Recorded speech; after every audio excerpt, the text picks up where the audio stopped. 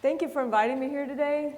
It's always such an honor and a pleasure for me to leave my lab and come to meet with people who do the work that I care most about in this world, and that is teaching and educating the world's next generation of human beings. I view that as among the most important professions that we have, and I feel truly honored to have the opportunity to come and talk to you about the kinds of things that we're discovering in schools and in laboratories, not so that I can tell you what to do, because I don't know what you should do. You are experts in what you do, but so that hopefully I can help you together with me to think about new insights, new ways of understanding exactly what we just heard about in the address over lunch, which is the fundamental nature of human beings' sociality. That, in essence, when we educate children to have values, when we educate children not just to be able to sort of recite skills in kind of decontextualized, isolated ways when called upon to do so, but instead, when we educate children to truly be the custodians of society's future, to be reflective, to be wise, to use the history of their people and their culture and the world's people and culture to make better decisions about the future of the world and the world's culture and the world's society. When we ask kids to actually integrate what they're learning in order to be better citizens of the world later, what in essence we're doing is connecting their cognition, their knowledge in the traditional academic sense, with their fundamental human capacity to be social. Our innate, biologically given drive to connect with other human beings. This is the essence of what it means to be a human being, in fact. There are many other species on our planet who interrelate with one another, even in very complex ways and social structures. But there are no other species on our planet who relate with one another via a shared history, via a set of ideals, a set of values, a set of morals for how the world ought to be.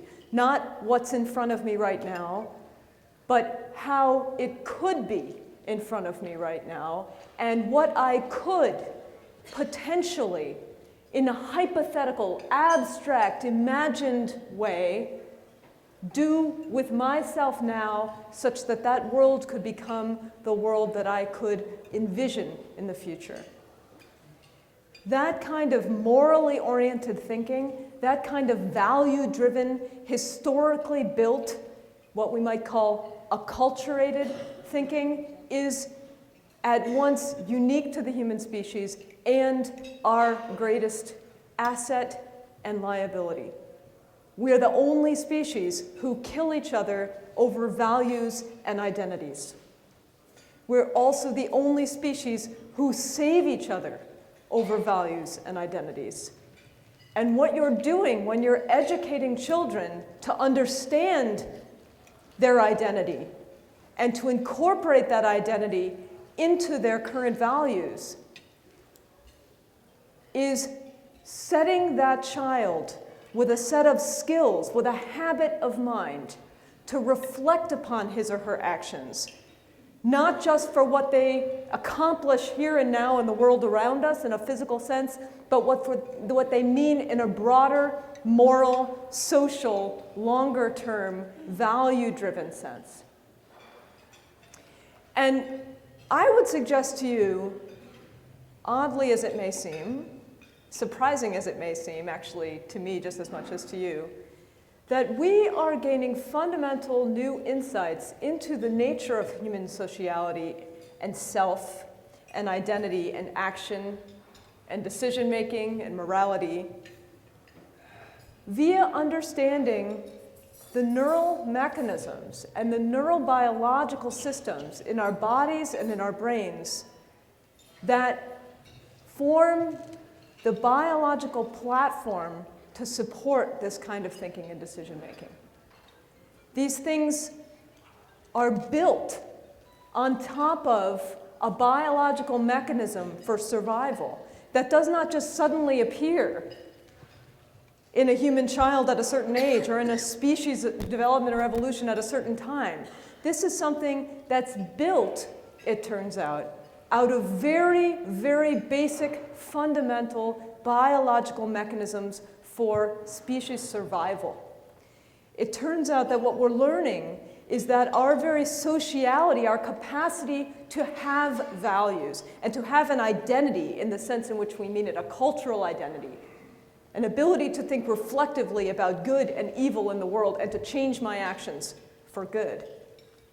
The ability to do that is not sort of laying on top of basic biological machinery that, controls our survival in the traditionally, conceived sense, making you breathe, making you, your heartbeat, making your digestion go.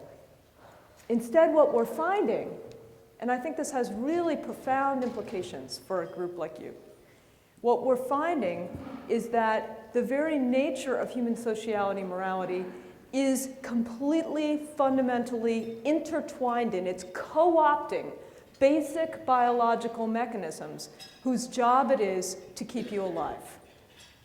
Without these mechanisms, you have coma, you have profound loss of self and identity, the most profound sense. You have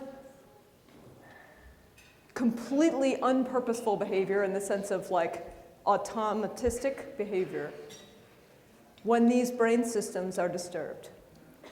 And what we're showing is that the flip side of the coin is also true. When people admire the virtue of another human being's mind, when people are inspired by another's fortitude, another's moral tenets, another person's compassion,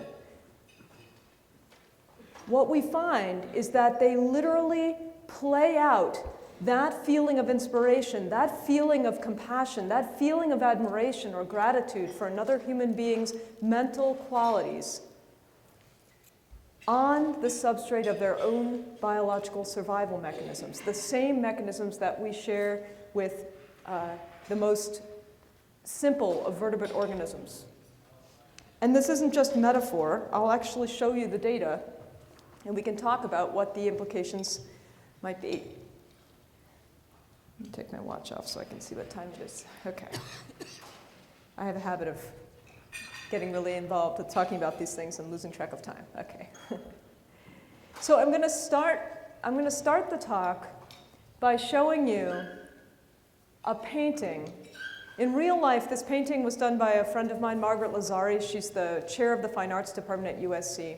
And in real life, this painting is a huge, vibrant seascape. The projector doesn't really do it justice. It's a 6 by 8 foot, gorgeously vibrant scape under the sea. And if you look at the middle of the painting, you sort of see these white squiggles in there. Some people, my daughter sees them as clouds. I see them as waves. But whatever you see them as, what they actually are is neuroimaging data from one brave volunteer's brain scan in our lab, where she came in and allowed us to take pictures of her brain. And then we stripped off all the cortex, all the little cells around the outside, the neurons that make us, so smart. We did this to the picture, not to the lady, okay? Just making sure you're paying attention. You never know what people are going to think we do.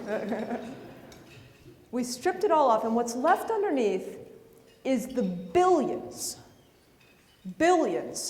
of microscopic little connections, tails that run between those neurons and allow them to network with one another in a complex constellation that is more dense and more complicated and more intricate than anything else known to humans. And when I put to you, the reason I show this as a beginning of my talk is because we often as educators think about brains as sort of something kids come with. You know, they have a little brain and it's a dyslexic brain, or it's a smart brain, or it's a, you know, not so smart brain, or it's a different kind of a kid, it's a this kind of kid, it's a that kind of kid. That's what the brain has. We're just going to work with that. We're going to put stuff in there for you, right?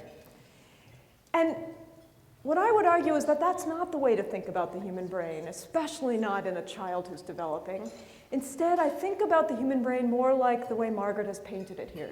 She took all of that connectivity that's shaped via that woman's genes, via her evolutionary history and her biological endowment, and via her personal experiences, her meaning-making, her subjective awareness of the world around her, the particular things that she happened to have had happen to her over the course of her life. Every one of those, every thought she has had is shaping and sculpting the ways those tales are connected to one another in order to be able to think and make her her. And what I love is that Margaret hasn't painted this painting kind of in a bucket in the corner, you know, where we can all examine it with our microscopes or whatever we're going to look at it with and say, well, there's a brain. Instead, what she's done is she's taken the connectivity of this brain and she's painted it sort of semi-translucent into this vibrant seascape of life. She has it floating literally in the culture of the world around it, supported and bolstered and sloshed back and forth by the tides. She's got little weeds growing up through the bottom of it. She's got the sun shining down and warming it. She's got little red fish swimming by to represent the spontaneity and creativity of our ideas. And that is how I propose that we should think about the brain. The brain is literally an acculturated organ. It's the seat of our self. It's our survival, both in a biological sense and in a sociocultural sense. These two things are totally intertwined with one another in this late stage of our evolution. And that, in essence, is the reason that we need education. Other species don't have nearly the volume of historical information to be able to know who I am now that human beings need to have. We're not just a product of our experiences today or over the sum of our lifetime. We are built from thousands and thousands and millennia of years of human history coming together to shape what we are now.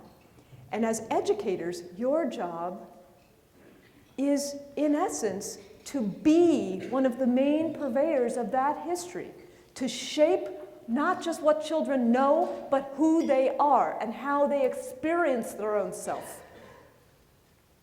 And what we're finding in my lab, for example, I won't have time to show you these data today, but what we're finding is that cultural differences in individuals' upbringings and values don't just shape the way they behave in particular. For example, emotion situations, some people are much more outgoing, some people are much more reserved and calm, and these things are shaped by cultural backgrounds, for example, in China versus in Los Angeles. But what we find is that the way that neural activity corresponds to a person's subjective, real-time report of their experience is related to how they have culturally been brought up.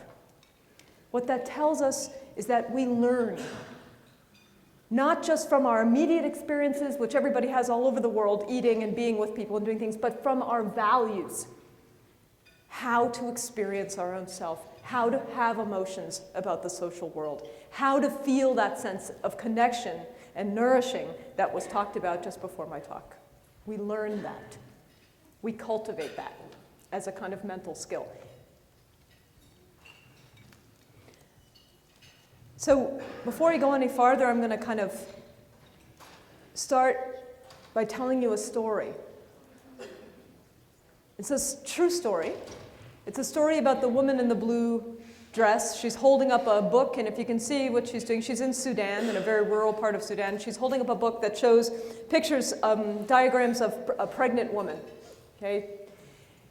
And this woman's story in the blue dress is that she grew up in a part of rural Sudan which is so arid and so sparsely populated that there's almost no access to routine medical care. There's something like one physician for 16,000 people, and that person is usually too far away to get to when you need them. She grew up with no access even to basic elementary education because her family group crossed paths with other family groups only very, very rarely, sporadically. There was no place for schooling, there was no place for medical care, there was no place for gathering in larger groups and sharing this kind of information. And what this meant for this woman is that when she was 13 years old, she found herself alone with her mother when her mother went into labor with her baby sister. And she basically stood by and watched as both her mother and her baby sister died in front of her. And she had no knowledge, no recourse, no ability to get help. She had never been to school. She couldn't read about what to do. She was too far away from physicians to do anything. And as she began to make sense of that experience over her teenage years, she realized that she needed to become a doctor. She wanted to be an obstetrician to help other women in her rural part of Sudan. But of course, she had never even been to elementary school. When she was 15 years old, she heard of a family from Cambridge, England. The mother was a sociologist, the father was an anthropologist. They were professors, and they had brought their 2 young school-age girls to Sudan to do field work for 2 years.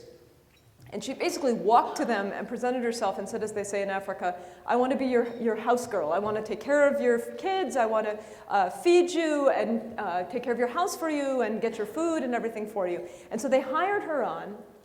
And over the course of those 2 years, every day as those 2 little girls would sit down with their British school books to do their work, she would sit with them and she would ask them to explain to her what they were learning, both as a way for them to understand it better and as a way for her to learn. And over the course of those 2 years, those 2 little girls taught her how to read. They taught her the basics of mathematics. And when they were due to return back to England, the family were so taken with her that they offered to support her if she wanted to come back with them to England to pursue her own education. And she did that. At 17 years old, she left her family, she left her homeland, and she went to this strange place called England, cold and rainy and far away, in order to do her own education. And to make a long story short, she went through the British elementary education system as a young adult. She then went on to university and to medical school. She eventually became a fully trained and certified obstetrician gynecologist in Europe. And at that stage, she could have very easily stayed in Europe and led a very affluent life and still gone back occasionally to work for the cause of her native Sudan, but she didn't. She returned to Sudan, where she now operates a mobile health clinic for women in the most remote parts of the country, teaching them how to care for one another during pregnancy and childbirth and the postnatal period, and how to care for their infants.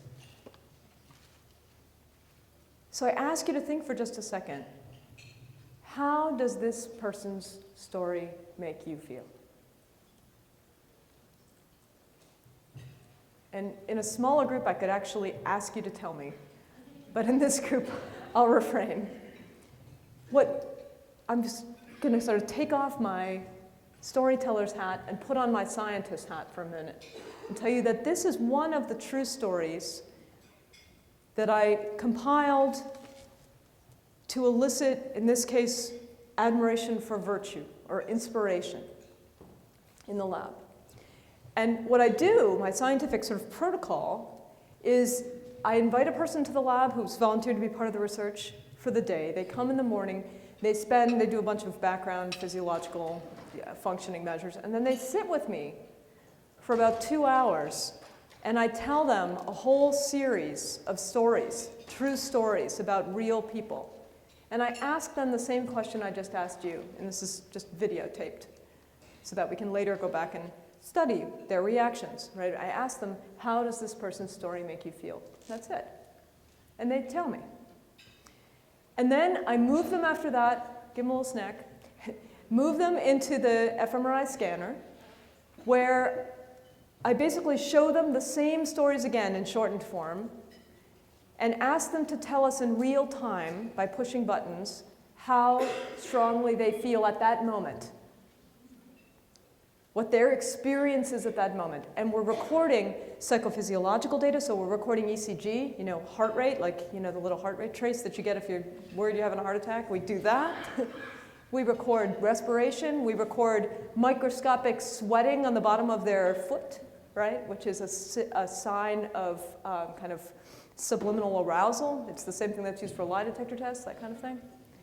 Basically, what we're doing is measuring embodied functioning and brain functioning and a person's experience all at once.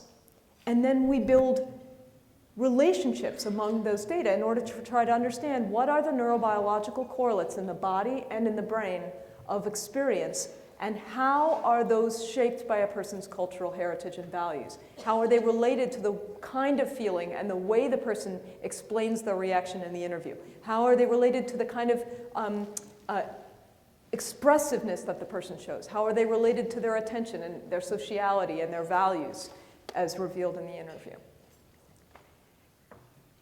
And so I'm just going to take a moment to show you now a video of one young man. This is actually not a very unusual kind of answer. One young man reacting to a story. Oops, I went backwards, I'm sorry.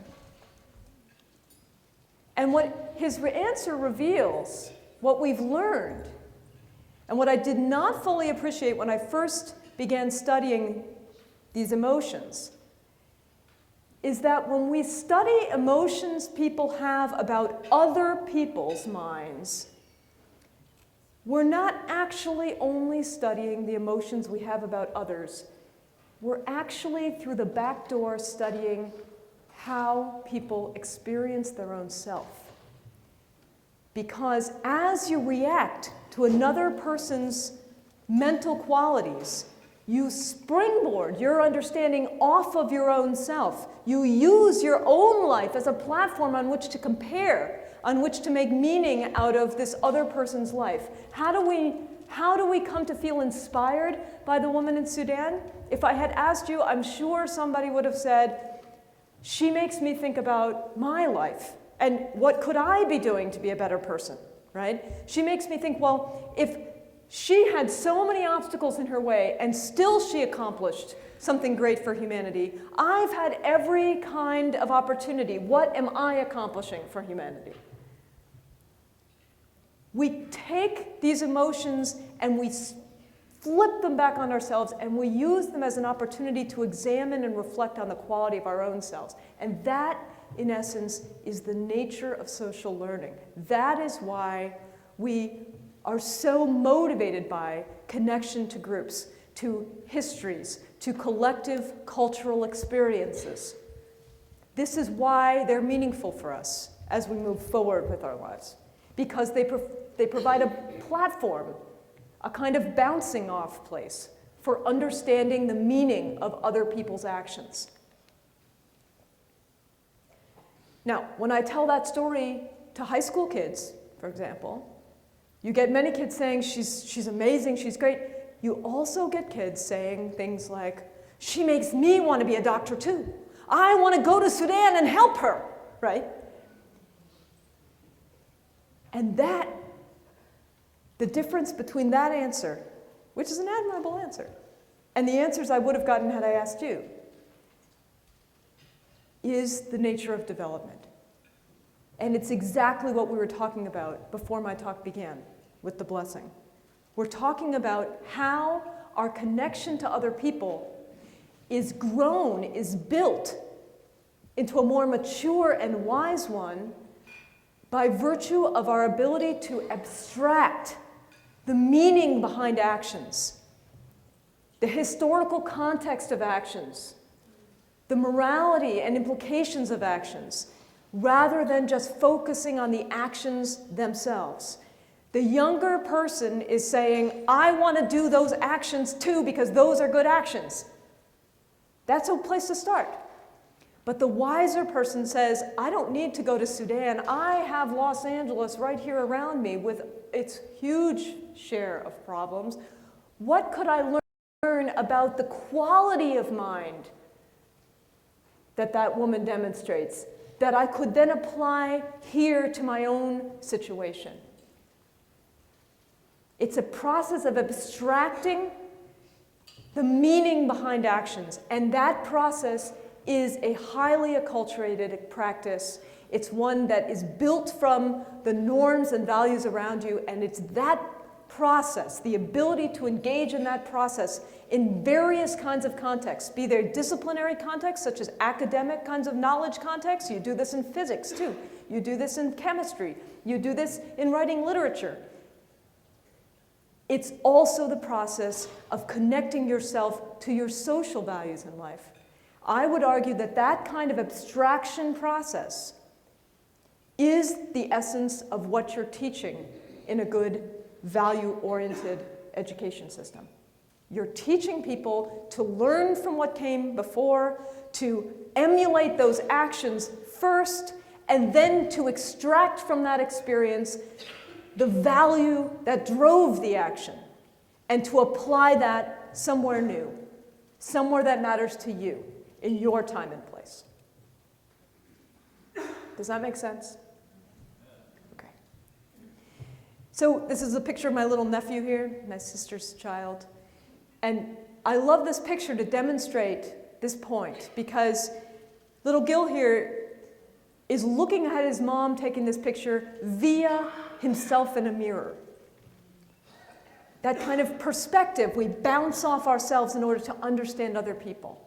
And a more educated mind, a more sophisticated, a more wise, a more capable mind basically means a person who can hold in mind, kind of I picture it like fly eyes, ever so many more mirrors at once, who can think about and hold in mind another person's perspective and the values that undergird it, even if you disagree with them, and contrast those and bring them into alignment with values that you hold, values that historically have been held, values that could be possible in the future.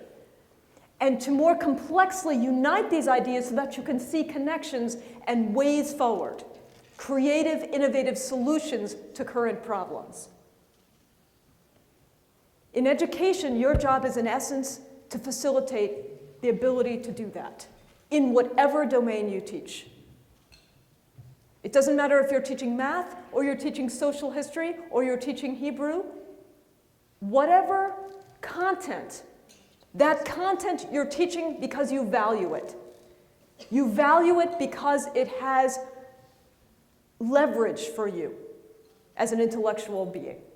It has the ability to be used as a tool for you to think about the world in a more nuanced, more sophisticated, more creative, more values-oriented way.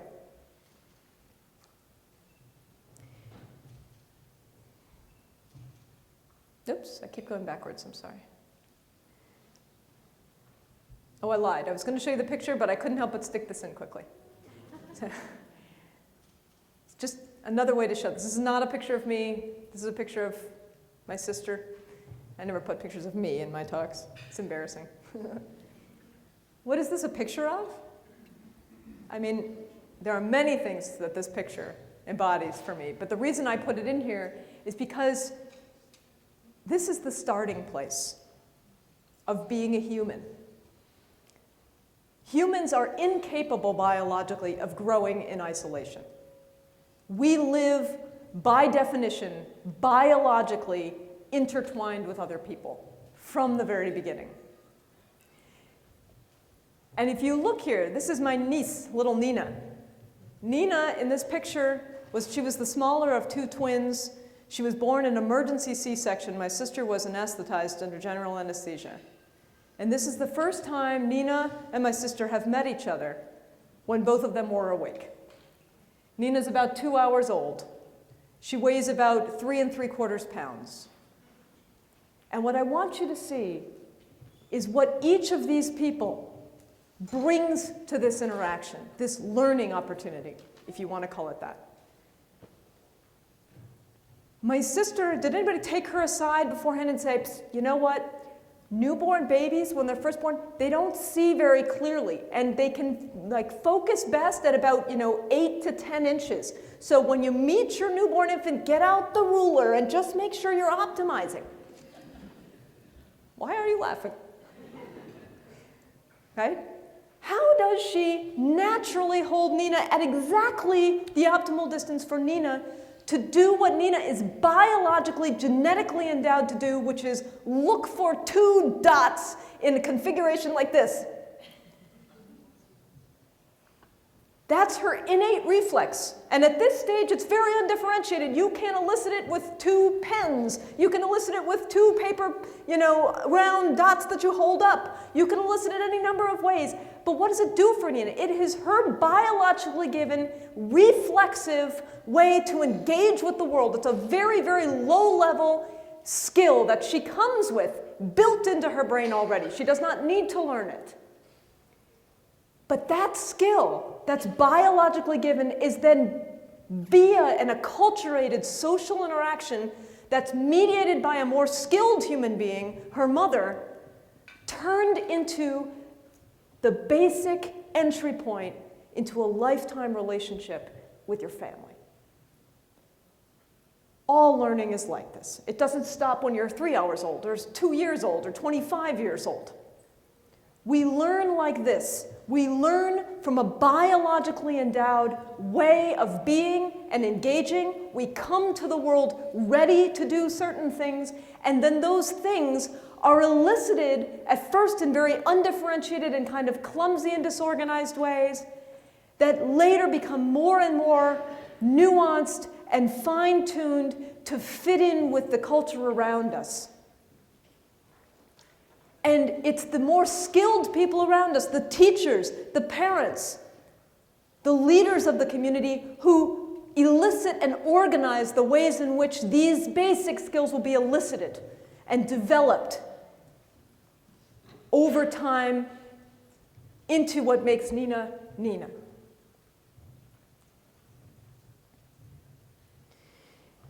And so now I'll show you just a video clip of one USC student who participated in one of my studies. And what I want you to see here, when you see his answer to the question, how does this story make you feel?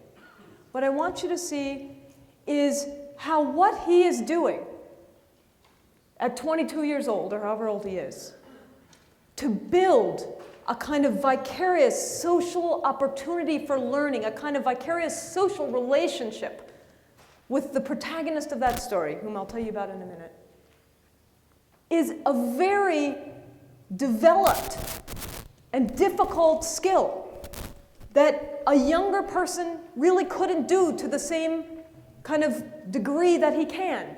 And yet, what he's doing is really just a more complex, more developed version, a more cognitively developed version of what little Nina is doing in the picture before.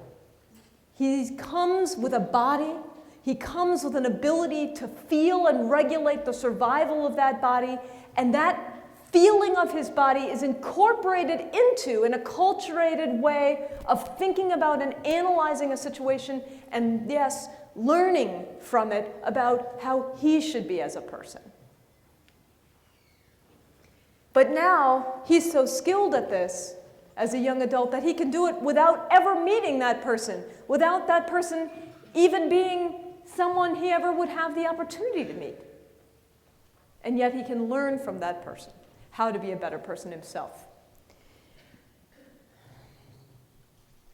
This is, by the way, I should have said, it's a story, I'm sure you figured this out, but this is a story that he's just reacted to of a mother who sacrificed everything to feed her son.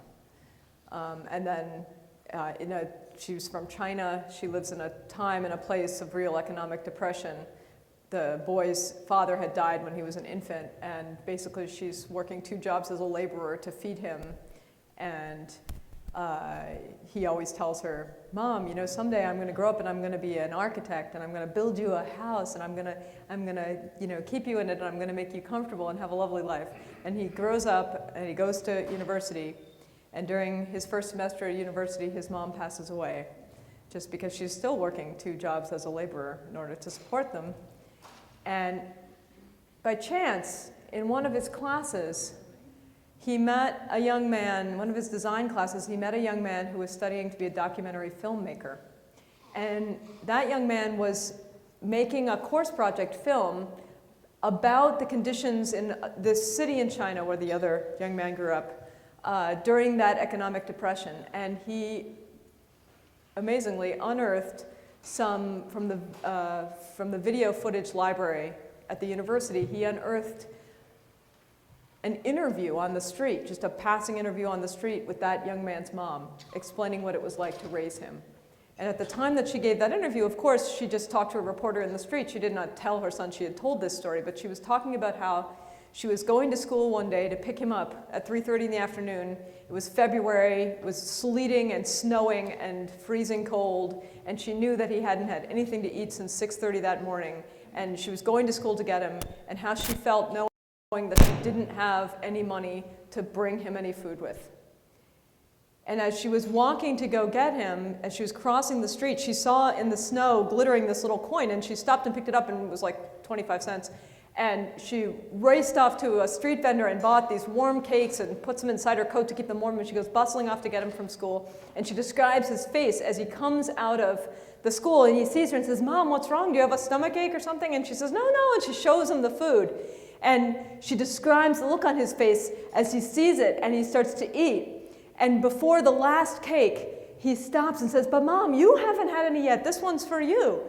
And she says, "No, no, no, no, no. These are the ones that I already saved for you because I already had mine." And he said, "Oh, good, because these are the most delicious cakes I've ever had." And he eats the last one. And what this young man is reacting to is a videotape of the young man in China watching for the first time that video clip of his mom telling that story. It's meant to induce compassion.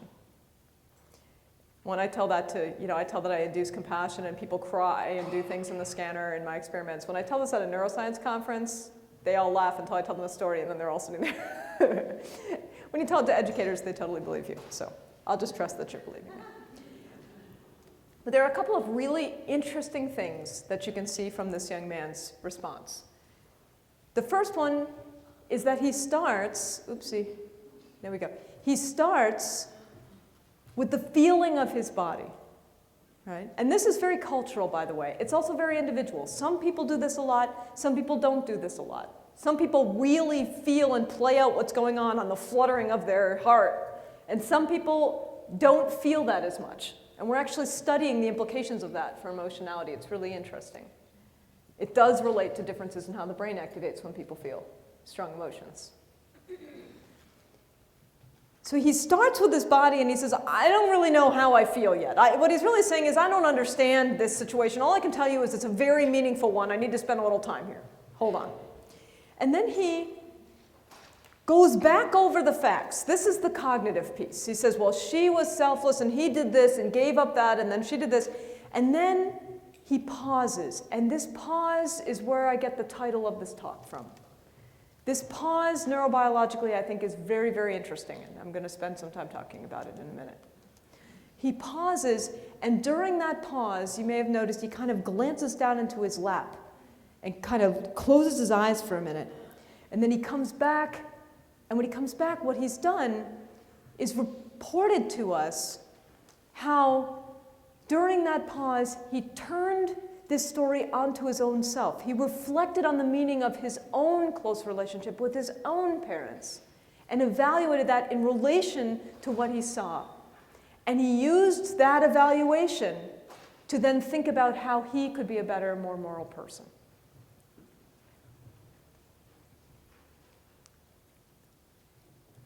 And so before I show you the data, I just want to make one thing clear.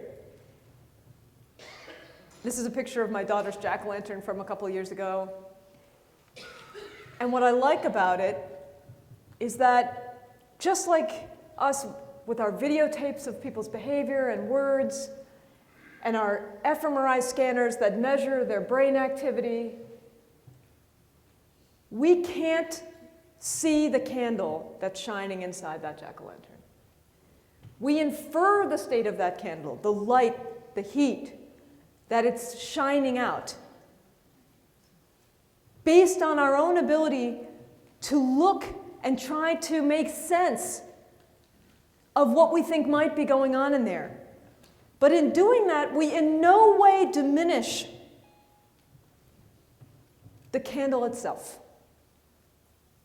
By striving to understand and characterize that candle, the light and the warmth and the heat that shines from inside each one of us as our physiology and our mind. We in no way are explaining it away. We're merely trying to characterize it so that we can test basic hypotheses about the nature of the human mind as it connects to physiological mechanisms that have been described. How is it that we have a sense of morality, a sense of social emotion, of acculturated identity, given the systems that we have to manage our biology? Does that make sense? I often worry that lay people will look at these data, sometimes even neuroscientists make this mistake, honestly, and think that what we're doing is explaining the nature of self and reducing it and somehow diminishing its importance, its loveliness. And that's, I wish I could understand it that well, but that's impossible. And it's actually not what we're trying to do. So I'll show you the brain a little bit to kind of prove to you with the data that what I said at the very beginning of the talk is not just metaphor. This is actually literally what we're finding. So what I'm showing you right now is, and it's really important to understand what it is that I'm showing you, okay, is the data from 17 people feeling 50 emotions, actually 4 emotions 100 times in the scanner over the course of an hour.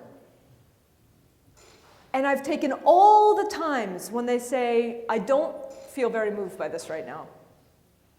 And now none of you can ever be in my experiments again because I'm telling you the secret. There are actually stories in there that are not meant to be that extraordinary and moving.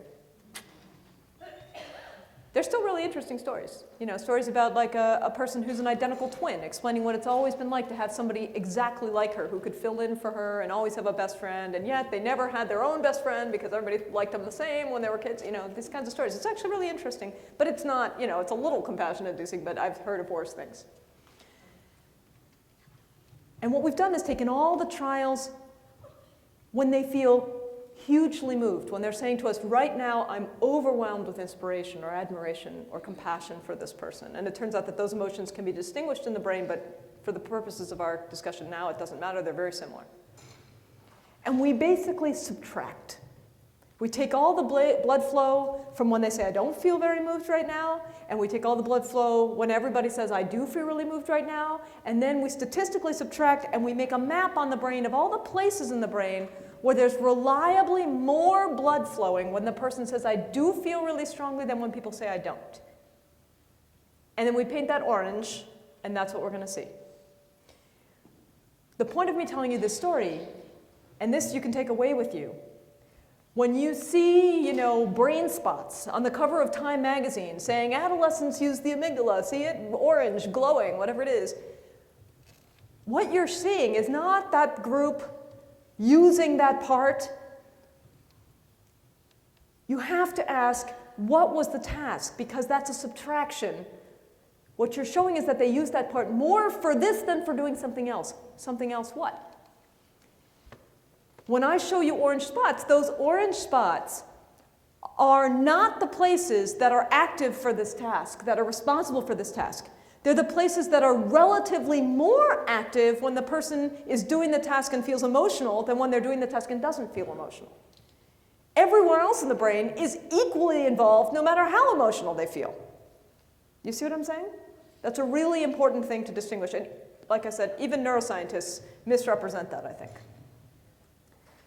Everywhere else that isn't activated is being used the same amount for both tasks, and you need to know what those tasks are. I could move my results all over the brain depending on what the comparison is. If I have feeling social emotions about people versus doing math, I'm going to get a really different set of results than if I have reacting to complex social stories that are emotional versus not.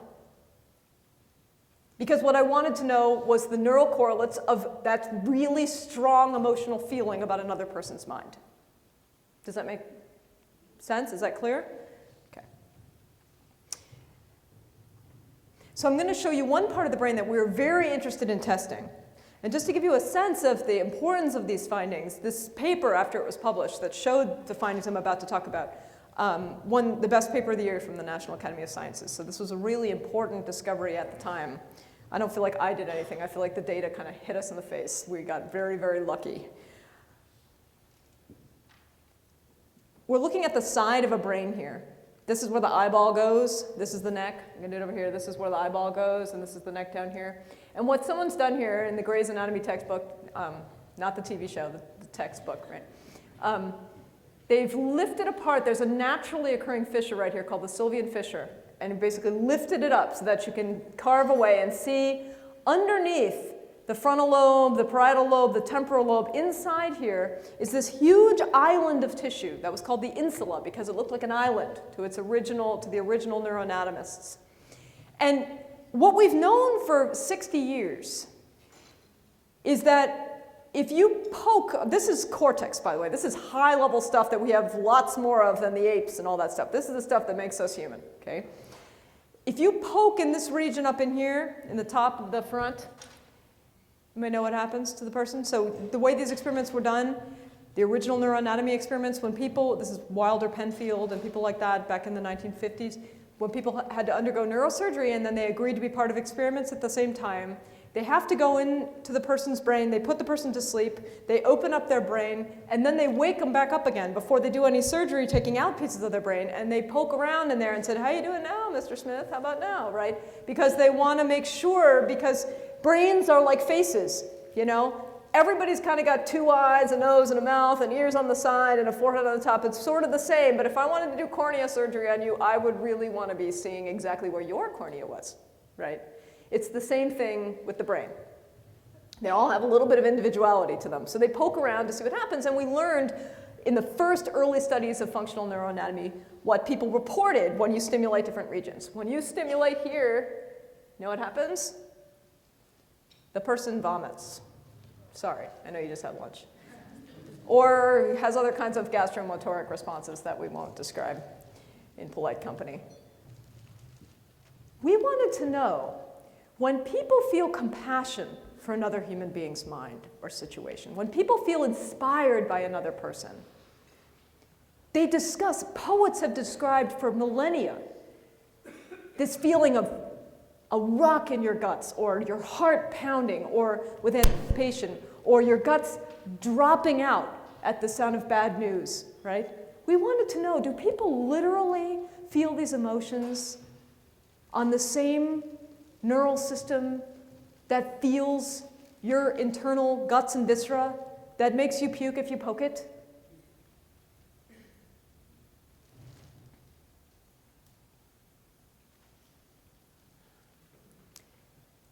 So over on the side on the right, what you see is a picture of the head cut through this way. Again, not cutting the person, just cutting the picture, okay? Cutting this way, and there are sort of two orange blobs up about 2/3 of the way on the side. Those are the insula sliced through. You need to use your spatial cognition a little bit here. We've sliced this way and turned the picture up like that. Does that make sense? See, that's the kind of thing I would find really hard if I were you. But I'll give it to you if you get it right. Good. What we see is that there's massive activation on those anterior insula when people say they feel moved by another person's situation or accomplishments. Literally, people are playing out that feeling, that emotion, which is a moral emotion, on the neural system whose original job is and continues to be to monitor your guts and your digestion and your heart rate. We were also interested to look down here, this white stalk at the bottom of the brain. This is the person's nose, this is their tongue, you can probably tell that. Way up in the middle of your head is this part called the brainstem. Okay, this is the stuff we share with alligators. In this middle region of the brainstem here, called the mesencephalon, we have densely packed little nuclei whose job it is basically to maintain consciousness and basic regulation of the organism of your body. If you get damage in here, you get all kinds of profound disturbances of consciousness, from coma to persistent vegetative state to death. You really lose yourself in the true sense. Down here, this is the bottom of field of view of the scanner, but this little bulb right above the spinal cord, this little part right here is the spinal cord, this little bulb above it here, this is the bottom of the field of view. This is the medulla. The medulla is right above your spinal cord, as you can see, and it literally makes your heart beat and makes you breathe. If you get damage to your medulla, we cannot even keep you alive on life support. Your body becomes completely dysregulated and you die within minutes. What our data show is that when you feel inspired by the virtue of another human being, when you feel compassion for the mental pain of another human being, you are literally feeling that by co-opting and activating the neural substrate of your own survival, your own consciousness, your own self, in the most basic biological sense. And this is what I meant at the very beginning when I said that our ability to be socially intertwined and nourished by our social relationships, and our ability to feel fulfilled by having a cultural history that's incorporated into your current identity, is not just epiphenomenal, riding along in this complex cortex stuff that we have so much more of than apes. It changes our very survival, literally, by activating and co-opting the neural systems whose job it is to keep us conscious and alive, to make our heart beat, to make us breathe when we're asleep.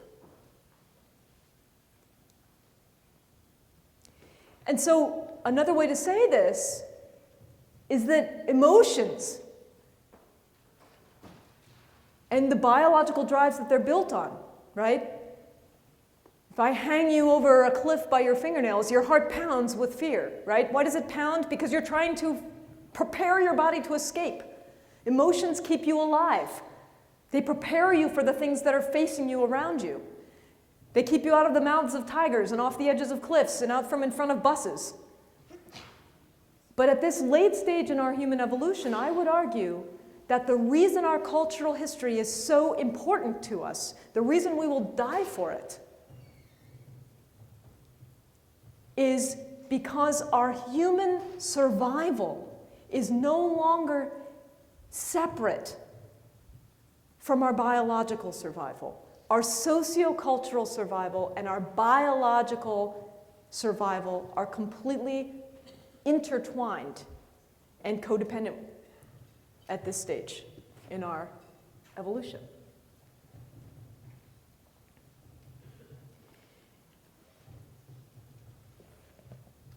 So, sorry to rush off of that point, but I'm going to ask you to kind of put your thinking caps on for a minute and think with me about the scientific design of the study so that you can appreciate the next finding, which has to do with those pauses, those reflective pauses in which that young man kind of removes himself from the situation for a minute and then comes back having connected the lesson to his own life and his own relationship with his parents. So, again, you're never going to be able to be in my experiments again because now you know what emotions we were going for with these stories. We didn't tell people. We just said, how does this story make you feel? You tell us what you really think, okay? But here are the 4 emotions that we were actually eliciting with our stories. One of them is admiration for virtue, right? Like the woman in Sudan, where it's not about how she holds that book and how skillfully she drives her van. It's about the kind of fortuitousness of her mind. Fortitude of her mind, right? Or compassion for social or psychological pain, where there's no pain evident when you look at the person. He's just sitting there watching a videotape of his mother. There's nothing physically painful about that. And yet, there's a huge amount of irreconcilable social pain, not being able to go back to his mother now and thank her, now that he appreciates what she did for him as an adult. There were also stories mixed in that had to do with physical pain. right? Just accidental injuries. Somebody's walking down the street and trips and breaks their ankle, something like that. Okay, we get these things off of YouTube. It's amazing what you can get when you put ouch as a keyword. Okay, they're all real though. No actors in any of these stories. It's all true stories where people see the story and go, oh, that looked like it really hurt. Oh, bummer, right? And then you move on. There's no real psychological implications there. It doesn't tell you a whole lot about the kind of mind that that person has when you see them break their leg. Okay? Or we had, we had admiration for skill, which is just like admiration for virtue, the lady in Sudan, except for now it is about how they hold the book. It's people who solve a Rubik's Cube blindfolded, or do amazing stunts with gymnastics, or any number, play the piano, okay? Any number of really skillful activities where it's, again, the thing you're admiring is the thing they're doing right now. Not the kind of mind they have in general, but the thing they're doing right now. And what we wanted to know is, in the brain, what's the difference between emotions in the top row? They could be pleasurable, they could be painful to experience, but they're both about other people's values, other people's minds, other people's psychological qualities. Compared in the brain to emotions that are about, they're equivalent in every other way, but they're about the here and now action, people's bodies, people's legs snapping, people doing amazing feats with their actions. How do we move from this row of emotions on the bottom, watching what's going on around us, and the actions, right? Like the kids with, I want to go to Sudan and be a doctor too, right? To the values that undergird those actions. That's a really important question, I think, for its implications for education, especially for education systems like yours that are focused on developing values. And what we found is that these two lines of emotions were actually distinguished in the brain. We're now deep down inside the middle of the back of the head, inside that red box, in a part of the brain that we knew was associated, well, we now know is associated with self. Okay? But what we knew at the time is that, oopsie, sorry, I keep doing that. This orange to red region up here was activated only for the emotions about bodies. Compassion for a person breaking their leg. Admiration for someone solving a Rubik's Cube blindfolded. What do we know about that part of the brain? Turns out that that part of the brain, anatomically, is heavily interconnected with the lateral parietal cortices that literally operate and sort of identify a map of your physical arms and legs, body in space and time. Okay? So this is you understand and appreciate another person's skill or pain physically based on their own body. But a different area was activated when people appreciated the emotions about other people's morality or mind or values. What do we know about this region? This region is activated now, we know, for meaningful personal memories. It's activated when you integrate complex, abstract information, information that by definition is not around you, but is in your mind, ideas, possibilities, creative ideas, fiction ideas, any kind of memories of the past or hypothetical possibilities for the future. And what we know is that this area trades off with the other one. It turns out now that we've learned that in the brain, these areas are hubs for two very different networks. One of those networks, think back to the picture of the floating brain in the sea at the beginning, okay? One of those networks is a kind of a tipping your attention outwards. You listen to me, you're gathering information, you're paying attention to what's going on around. And the other network is a kind of an inwardly focused daydreaming network. It's a network that fundamentally is incompatible with your ability to pay attention into the world. But that network is the one on which morality and values seems to be built. So what does this mean for the way we educate children? What about kids who live in urban environments? You know, Johnny, pay attention to who's walking behind you. You can't step into the street until the walk light goes. Watch where you're going. Don't take your keys out of your bag until you know there's nobody following you, and then, right? What about the way kids use technology? Technology is a fantastic way to access information, but it's also constantly grabbing you out here, interrupting you with texts and dings and stuff and flashy stuff and going fast. Are we, we're in education environments where we value only the attention that the child has onto a task. What about the ability to step back and reflect and make meaning, and yes, even daydream and try out the possibilities of this information and make real meaning by connecting it to yourself? Are we growing an entire generation, potentially, of children whose brain networks are tipped toward one kind of attention over the other kind? A kind of feed me entertainment as compared to a kind of reflective, connect me to my values. If you're interested in this idea, I don't have time to talk about it more, but I wrote an extensive paper about it in Perspectives on Psychological Science. It's called Rest is Not Idleness, and you can get it off my website or you can get it off the web. Can I ask a question? Oh, sure.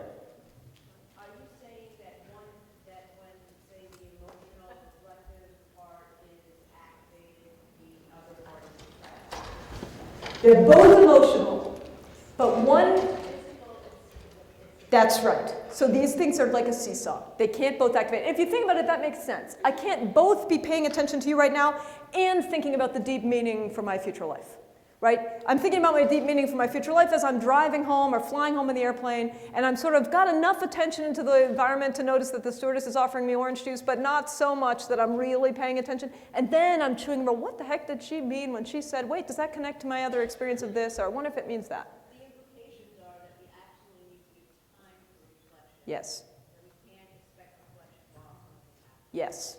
Thank you for saying it so clearly. In fact, you said it so well, I can go on.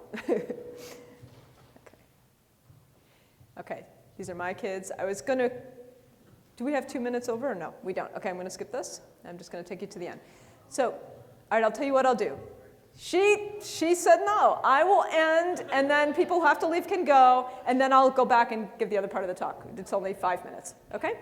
And it's entertaining too. It's my kids. I mean, how cute is that? All right. But those of you who have planes to catch, the implication is that meaningful learning, learning that isn't just I can trot out a skill on a test when I need to, but I can actually use this in my life. I can appreciate the value of this information for me as a human being. I can selectively, generatively pull it up when it's relevant. That kind of learning is not a rational process in the sense of being divorced from your emotion. When that guy learns about how to treat his parents better, and I was going to show you, we have the same experiment with physicists. Okay? When they learn to appreciate a principle in physics, they literally show microscopic amounts of skin sweating on the bottoms of their feet. When we connect ourselves to information in a way that really integrates it into who we are doing that via the substrate of our bodily self. Literally, that is the legacy evolutionarily of our brain. The original purpose of our brain is to manage our body. And it's not a lonely process, sort of in the sense that Vygotsky meant it, right? We don't do these things on our own, even if we're alone, because we're building from all the social relationships and all the cultural history that's come before us as a platform for interpreting. And so, from the perspective of social and affective neuroscience, the purpose of education, and this comes from an article I wrote with Antonio Damasio, so you can get this quote if you want. The purpose of education is to increase children's abilities to recognize the complexities of situations, to infer the psychological qualities that undergird the actions, rather than staying with the actions themselves, and to help them develop increasingly sophisticated and nuanced strategies for acting and responding once they've recognized the social value the meaning behind the learning. In other words, emotions may be automatic responses to situations. I can't help how my heart beats when I do this or do that. But our purpose as educators is fundamentally to teach kids how to feel that as a substrate for meaning. To notice that certain kinds of actions are psychologically hurtful or psychologically beneficial. To infer the values that undergird practices rather than just rotely engaging in them without thinking about what they actually stand for. I just want to say that we have a free online course for teachers that lays out a lot of these ideas. You can find this link on my website. Just Google me and you can pull it up. It's free. It was funded by the Annenberg Lerner Foundation. There's lots of great stuff in there to use. And I'm just going to close with an excerpt from Stanley Kunitz's poem, The Layers. Stanley Kunitz was the poet laureate of the United States twice during his life, and as so many artists do, he has really presciently, I think, shown us what we scientists were about to discover, what we, in essence, needed to discover in order to help the human situation now. He says, I have walked through many lives. Let me just tell you that he wrote this poem when he was 98 years old. And he was looking back on his life. He had come very close to dying and come back. He didn't die until he was 103. And this is the start of his poem in which he reflects on the meaning of his life, what it means to have lived a life. And he says, I have walked through many lives, some of them my own, and I'm not who I was, though some principle of being abides, from which I struggle not to stray. And to me, this just beautifully sums up what we've discovered in the brain, and that is that living a life is not a kind of abstract, disembodied process. Even our most abstract and value-driven ideas are grounded in the feeling and the regulation and the activation of our body. That's what gives them that intransible sense, that intrinsic meaning to us. That's what makes them matter to us. And we don't just live our own lives. We live other people's lives, as many as we can appreciate thinking about. You've lived for a moment inside that woman in the blue dress's life and learned something from having been her. And doing this changes you. I'm not who I was. I've learned something. Though some principle of being, that little activation at the bottom of my medulla, right on top of my spinal cord, that makes my heart beat and me breathe and me conscious, stays. Thanks.